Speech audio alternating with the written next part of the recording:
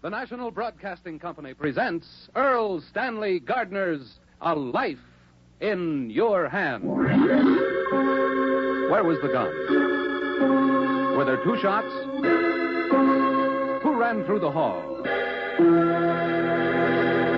Listen while we place A Life in Your Hands.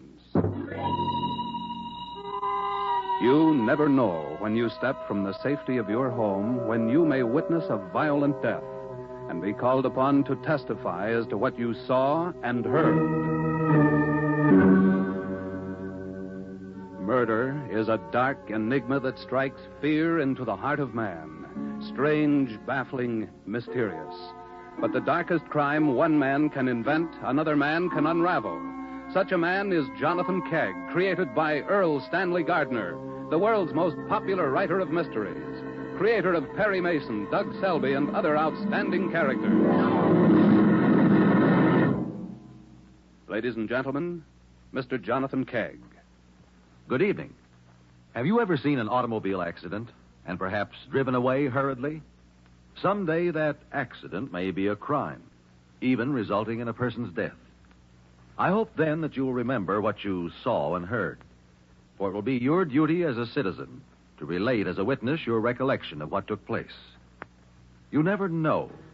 Even now, somewhere in the city, there may be a crime in the making.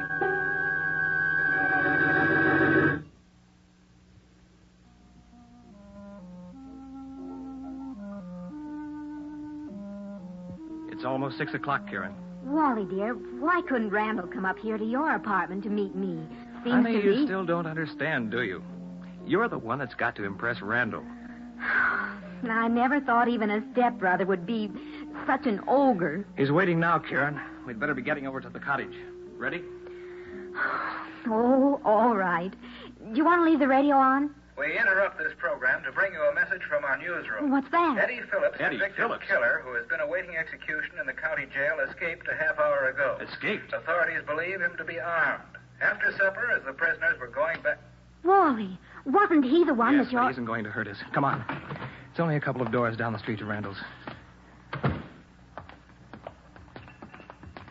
This town will be in an uproar till they catch Phillips. And he is the one your stepbrother convicted, isn't he? Yeah. Phillips killed a cop. Ooh. Randall sure pinned it on him. Oh, Randall. Honey, he is a big wheel. Does everything that goes on in the Marston family have to have his okay? Well, if it doesn't, well... Wally, are you sure you're old enough to know your own mind about wanting to marry me? Honey. But I also know Randall.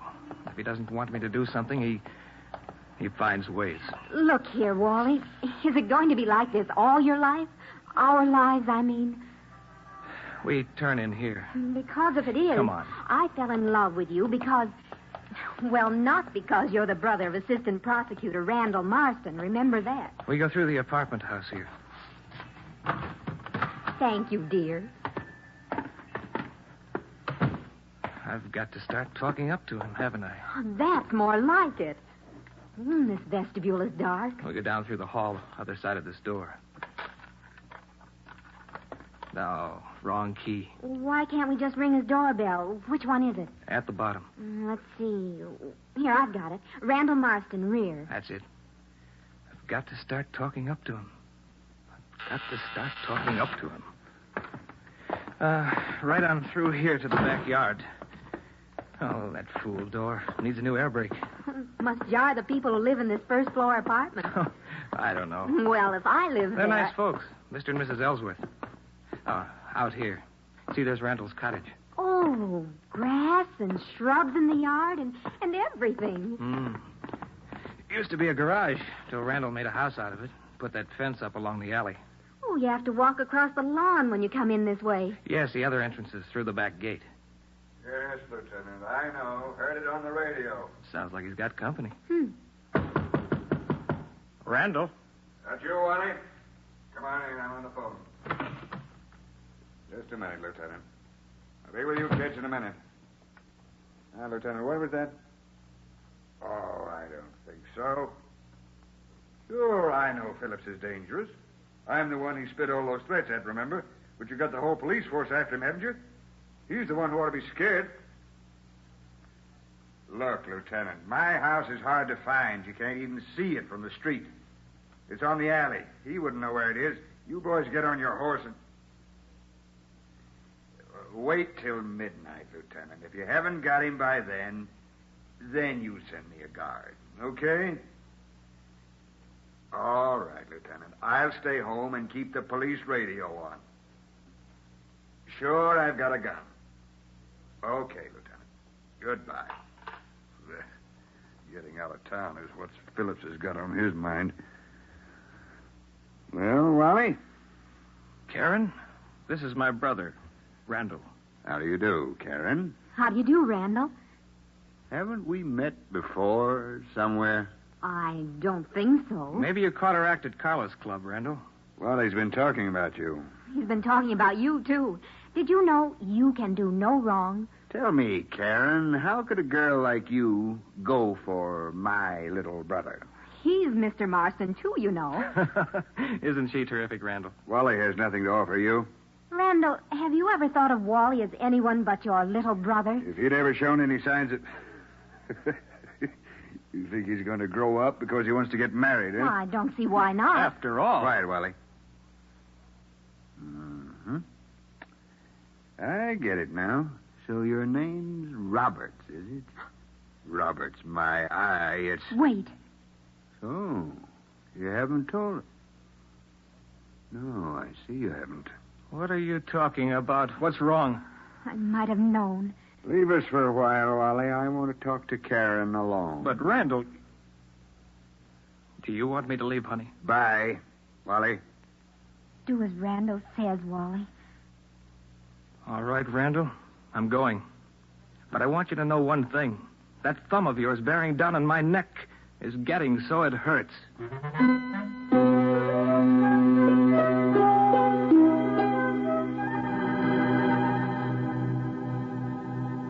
Oh, Miss Reporto.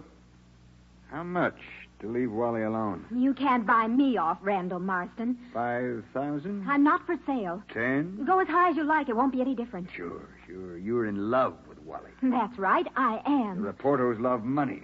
They don't care how they get it. Did Al put you up to hooking my kid, brother? Listen, I was born a Reporto. Why do you think I changed my name? In some circles, it must help not to be known as one. My father was Al's cousin. He was a good man, but nobody would ever believe it with that I name. can see the headlines now. Assistant prosecutor's kid brother takes bride from notorious hoodlum family. Won't that be just dandy when I run for prosecutor? Why, you're not thinking about Wally one bit. Only yourself. Your precious political career. Anyway, Wally's only your stepbrother. I won't have you marrying Wally. So this is what the big Randall is really like. All you care about is winning an election. I must ask you not to shout. My neighbors, the Ellsworths, may be home. So the wonderful big brother is nothing but a tin god after all. Sometime, Randall Marston, Wally's going to learn how to stand up to you. I've known Wally all my life. How's he going to feel when he knows it's only your future you're interested in? Wally will drop you cold when he finds out about your distinguished connection. Don't bother to tell him. I'll tell him myself. You haven't got the nerve. You just wait. I'll put him wise to what a self-seeking fraud his wonderful stepbrother is. We'll see what... District 30.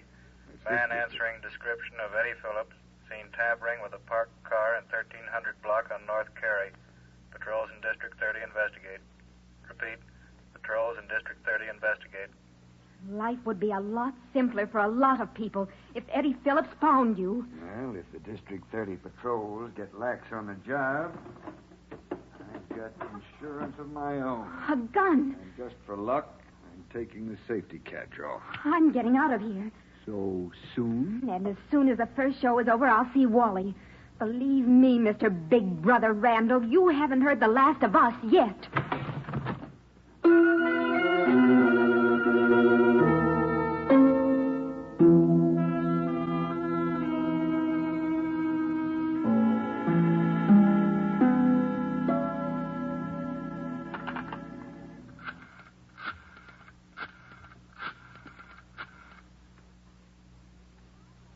Hello? Hi, Daddy. This is Mildred Ellsworth. Yes, I know it's almost midnight, but Jerry went to the drugstore, and I've been trying to get you all day. Uh-huh. Well, just so I didn't wake you up. did you know we have you down for a car to go around and pick up stuff for the rummage? Wait. It sounds like somebody throwing crockery in the cottage out back. Oh, maybe a car backfired. Well, anyway, Dottie, what I wanted to ask you is if you would... Oh, darn that back gate anyway. What's that? Oh, I am sorry, Dottie. Can you do some driving around tomorrow for us? Wait a minute. Oh, that must be Jerry out in the vestibule. Excuse me, I better release the door.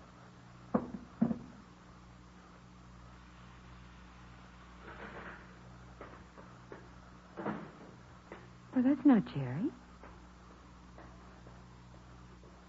Dottie? It wasn't Jerry at all. Was some woman going back to the cottage. Now, about that car, Dottie, we needed to make collections tomorrow for the rummage sale, and that was a shot. Dottie, I'll call you in the morning. Something mighty peculiar is going on.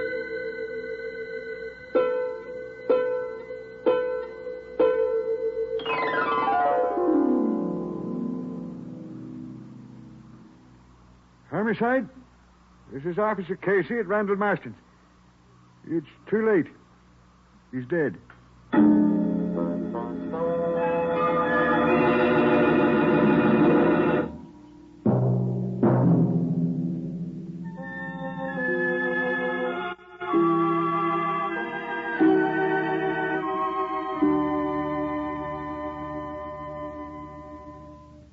Members of the jury, in view of the prompt apprehension of Eddie Phillips shortly after the time of the murder of Randall Marston... Mr. Coroner.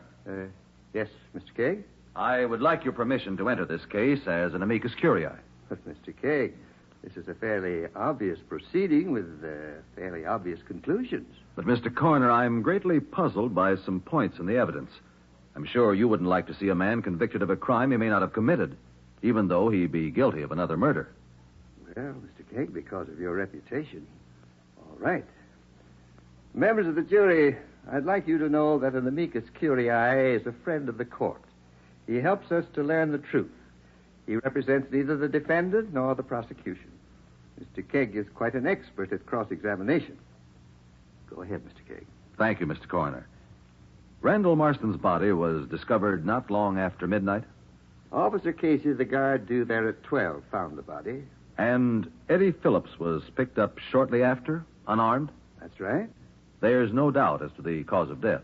None whatsoever, Mr. Kegg. A bullet from a .32 revolver entered Marston's heart. Thank you, Mr. Coroner. I'd like to call the stepbrother of the dead man, Wally Marston.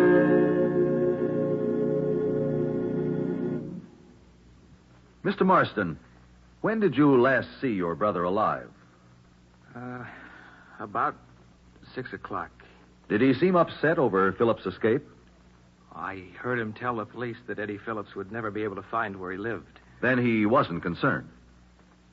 When Karen and I got there, he was refusing to let the police send a guard. Did he say why he believed Phillips couldn't find him? The cottage is pretty hard to find if you don't know where it is. Isn't his address in the phone book? Yes, but his cottage is on the back of the lot, behind the main apartment building. Enclosed in the backyard? Not entirely. The back wall of the cottage looks out on the alley, like a garage. It was a garage until Randall made it over. Then the real entrance was to the alley? No. Oh? There's a high wooden fence that shuts in the cottage and the yard. Any way to get through it? Well, there's a gate, but we keep it locked. Who had keys to the gate? Randall had one, and Sis and I, my sister, we keep ours in our apartment. And the tenants in the building? I don't know. I suppose they have. Who are the tenants? Mr. and Mrs. Ellsworth live on the first floor, and on the second there's a small business firm. A consulting engineer lives on the top floor. He's away a lot. Was he home the last time you saw Randall? I don't know. I didn't notice whose lights were on. Why didn't you live with your brother, Wally? Why, he just went on living there in the cottage after he and his wife were divorced. I live with my sister a couple of doors up the street. Where is your sister? She's out of town most of the time. She travels. Were you on good terms with your brother? Why, Well, he wasn't going to let me get married. Aren't you over 21? I'm 25, but Randall always had to okay everything I wanted to do. I see. What happened when you last saw your brother alive? When I took Karen there to meet him, Yes? he took a notion he wanted to talk to Karen alone. So I left. Why did he want you to leave? He just said he wanted to talk to Karen. Well, did you protest? Well, yes. Where did you spend the rest of the evening? I saw Karen after her first show at Carlo's, then I went home. What time did you get home? About 11:30, maybe a little later. Oh, by the way, Wally, did Randall have a gun? A gun? Oh, I think so. Yes, he used to go down to the police range and practice. Where was it the last time you saw it? It was on the end table, beside his easy chair. Thank you, Mr. Marston. You may step down. I'd like to call Miss Karen Roberts. Miss Roberts, why didn't Randall want his brother to marry you? Because... Oh, do I have to tell? We're trying to get at the truth, Miss Roberts. Randall said he wouldn't have me in the family because he wanted to run for prosecutor. What difference would having you in the family make? Oh, Mr. Kegg, my name isn't Robert. No? It's Raporto. Raporto? You're related to Al Raporto? Only distantly. Please, I can't help it. Of course not. Did Randall make a scene? Well, he offered me money, quite a lot, to get out of Wally's life. And you refused? No, I did, Mr. Kegg. He was only thinking of himself. I see. What did he do when you refused? He threatened to tell Wally. I told him not to bother. I'd tell him myself. Did you? Yes, right after my first show at the club. How did Wally take it? He was angry. At you? No. You were rather angry with Randall yourself, weren't you, Miss Roberts? Well, who wouldn't be? I told him it was too bad that Eddie Phillips hadn't already found him. Tell me, Miss Roberts, did Randall give any indication he was afraid that Phillips might find him? I don't think so, but after Wally left, he turned on the police radio. Was there word of Phillips? Something about a man who looked like Phillips. How did Randall act? He got a gun out of his desk and took off the safety catch. What did you do? I got out fast. Were you angry? I was... Went back later? No, I was... When did you go back? Randall was already dead when I got there. He was already dead. How did you get in? I rang and nobody answered. I pounded on the hall door and the buzzer finally released it. What time was this? About 12. I went back to the cottage and there he was on the floor. Did you see a gun? Well, I didn't see anything but Randall on the floor and a lamp all smashed. Why didn't you call the police? I was scared. I ran fast as I could back out to the street. Thank you, Miss Roberts. Mr. Coroner, I'd like to call the man who discovered the body. Officer Casey. Officer Casey, when did you learn that Eddie Phillips was recaptured? While on my way to Marston's house, I heard it from headquarters. They'd picked Phillips up right in the neighborhood. But you still went on to Marston's.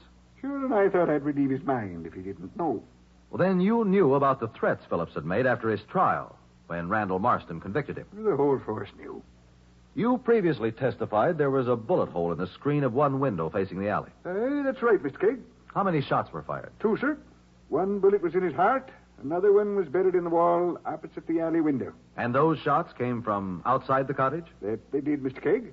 The wires at the edge of that hole, they're bent to the inside. Oh, the bullets come from outside, all right. How do you explain 2 bullets in the room and only 1 hole in the screen? Well, now, that's not impossible, Mr. Kegg. Not likely, maybe, but it could happen. It could? Why, the shots could have come in rapid succession. I see. Any signs of a struggle in the room? Well, no, there was a table lamp knocked over onto the floor. He must hit against it when he fell. Did you find a gun? No, Mr. Kegg. No, we didn't. Did Eddie Phillips have a gun when he was picked up? No, he didn't. He evidently got rid of it, Mr. Kegg. We're still combing the neighborhood looking for it. Thank you, Officer Casey. That's all. Mr. Coroner, there's an indication of conflicting evidence here. With your permission, I would like to call another witness. A person not connected with these events in any way. An innocent bystander. Call your witness, Mr. Kegg. I will subpoena that person, and he or she must testify. Jonathan Kegg is about to call another witness, a person who had no connection with the crime. If you should be this witness, could you remember what you have heard? It would be vitally important that you do, for you would hold a life in your hands.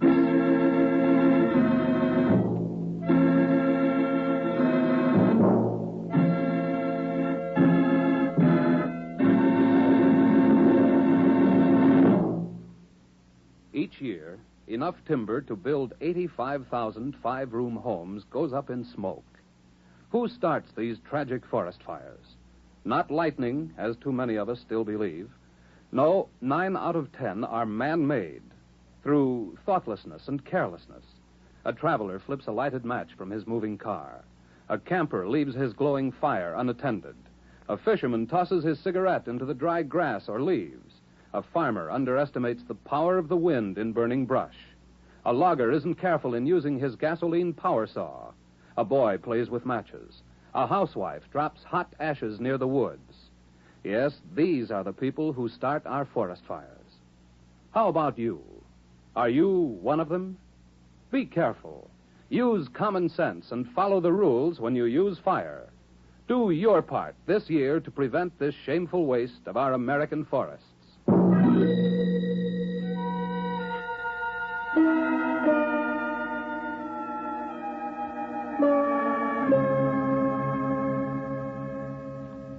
Jonathan Kegg has called as his next witness Mildred Ellsworth, who lives in the first-floor apartment of the building which separates Randall Marston's cottage from the street. Mr. Kegg is beginning his cross-examination. Mrs. Ellsworth, how far is it from your back windows to the cottage? Oh, about like from here to the end of the jury box there. About 50 feet? Yes. How do you get to the cottage? Well, there's a hallway from the front vestibule, runs through the building from the front door to the back. Is there another entrance? Well, there's a gate in the back fence, leads to the alley. I've always thought it would be nice to come in there, especially after we put the car away, not have to walk around the block, you know. Oh, you don't use the gate? Oh, no, none of the tenants do except to go out. Why not? Well, it's always locked. Randall Marston wouldn't give us a key. Well, you can go out by the back gate, but can't get in that way. That's right, Mr. Kegg, not without a key. Is the hallway through the building carpeted? Oh, my goodness, no. And the front door makes a lot of noise, too. It needs a new air brake. From your apartment, can you hear plainly what goes on out back? Oh, yes. The back gate, the way it creaks. The hinges need oiling, something awful. Can you hear what goes on inside the cottage? Well, not unless people are talking awful loud. Thank you, Mrs. Ellsworth. Now, you were at home the night Randall Marston was killed. Oh, yes. Did you hear anything unusual that evening? Well, I heard the shots, of course. At what time did you hear the A shot? few minutes before midnight. Can you be sure of the time? Well, my husband went out to get some cigarettes, and I remembered a phone call I should make. I apologize to Dottie for calling her so late, but... Did you hear the shots before or after talking with, Dottie? Oh, both. And other noises, too. I could hardly keep my mind on what I wanted to tell Dottie. What other noises, Mrs. Ellsworth? Oh, people pounding on the door, running through the hall, and the gate creaking, and all. I see. You heard a shot before you called Dottie. Well, let me see. I was asking Dottie if she could furnish a car, and I heard this crash. The shot? No, the crash. What crash? Well, it sounded like somebody dropped an armload of dishes. And then the noise like... Well, almost didn't sound like a shot at the time, Mr. Kegg. Well, what did it sound like? Well, it was kind of, muffled. Like it was in a box or something. I see. Then you heard the other shot immediately? Oh, no, not right then. First there was the pounding on the vestibule door. Well, what did you do? Well, I thought my husband had forgotten his key, so I pushed the buzzer that releases the door. You released the hall door. But it wasn't Jerry. Somebody went back to the cottage, and I went back to the phone. When did you hear the next shot? It was later. How much later? Well, that shot didn't come till she was running back through the hall. She? The woman who'd come in when I buzzed. Oh. Mrs. Ellsworth, how do you know the second sound was a shot? Well, there wasn't any doubt. It was real loud, like right out in the alley. Did you hear anybody else go through the hall just before or after the first shot? No. Could anyone have gone down that hallway without your noticing? Well, I should say not. There isn't any carpeting. You can hear everything that also mentioned hearing the gate creak. Oh, those hinges. Oil would stop that. Oh, yes. Now, among the noises you heard while you were at the phone, when did you hear the gate? Oh, let me see. Yes, I know. It was a moment or two after the shot that sounded muffled. You're quite sure of Oh, that? yes, I'm sure that's when it was. First, you heard a muffled shot. Then the gate. And then that pounding on the door and the woman going through the hall. And a few moments later, she went lickety-split back through the hall again, and then the loud shot. Thank you very much, Mrs. Ellsworth. Your memory of what you heard has helped very materially in solving a murder. Well, I wonder what he means by that. Mr. Coroner, I would like to recall Mr. Wally Marston to the stand.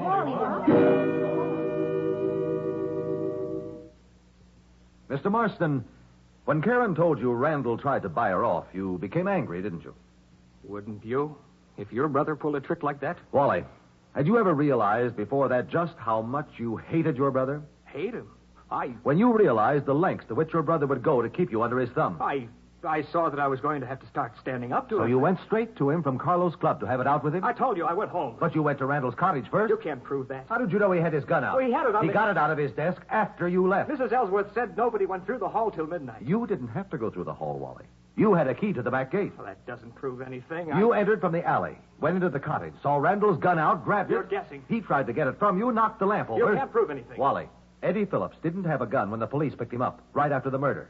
It isn't reasonable for a criminal like Phillips, who just escaped from jail, to throw away his gun merely because he'd killed one more man. So what? So, Wally Marston, it was you who shot your stepbrother. I did not. Then the doorbell rang. It might be the police guard, so you ran out the back gate. No. Through the window, you saw Karen discover the body. She was at the club. So then you fired a second shot through the window to mislead the police. No, I tell you I didn't. Wally, that's the only way it could have happened. That's the only way to explain what Mrs. Ellsworth heard. That's why the two shots sounded so different. Why there was only one bullet hole in the screen. No.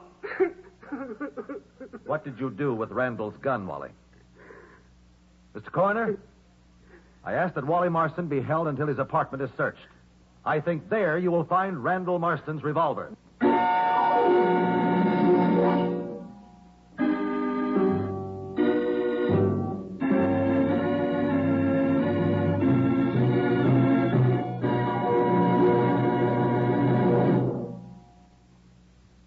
Keg, when did you suspect Wally Marston? When he let it slip that he'd seen his brother's gun lying out. And finally, when Mrs. Ellsworth heard two shots that sounded different. One of them had to be fired inside of the cottage. Mr. Coroner, there's nearly always a pattern of sound in these cases that, when properly interpreted, will lead to the truth. We certainly appreciate your help, Mr. Keg, in bringing the real murderer to justice. And I hope we'll see you again soon as amicus curiae. Thank you, Mr. Coroner. Whenever I'm needed, I'll be here. Thanks again, and good night. Good night.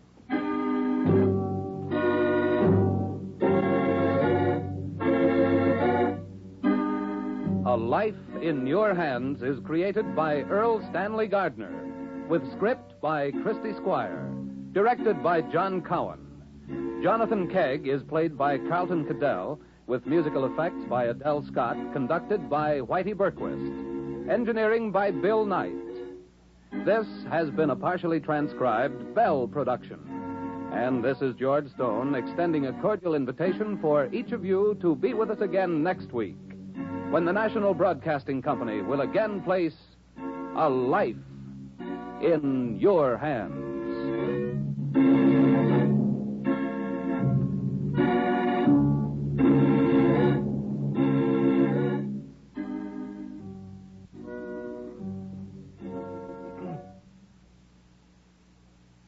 Tonight, hear Mystery Adventure on The Chase on NBC.